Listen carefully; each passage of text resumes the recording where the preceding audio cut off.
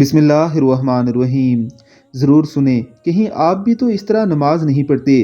حذیفہ رضی اللہ تعالیٰ عنہ سے روایت ہے، انہوں نے ایک شخص کو دیکھا جو رکوع اور سجدہ پوری طرح نہیں کرتا تھا۔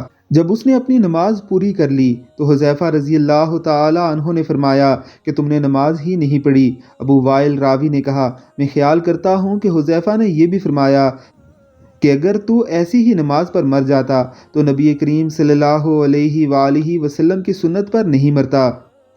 نماز کو ٹھہر کر سکون سے، خشوع و خضوع کے ساتھ پڑھنا چاہیے۔ جلدی اور تیزی سے نماز ادا نہیں ہوتی، خصوصاً وہ آدمی جو رکوع اور سجدہ صحیح طریقے سے نہیں کرتا، اس کی نماز صحیح طریقے سے ادا نہیں ہوتی۔ اپنی نمازوں کے بارے میں فکر کیجئے، ایسا نہ ہو کہ آپ تردد بھی کر رہے ہوں، محنت بھی کر رہے ہوں اور آپ کی نمازیں قبول بھی نہ ہو رہی ہوں۔ اللہ ہم سب کو سمجھنے کی توفیق عطا فرمائے، آمین اللہم آمین۔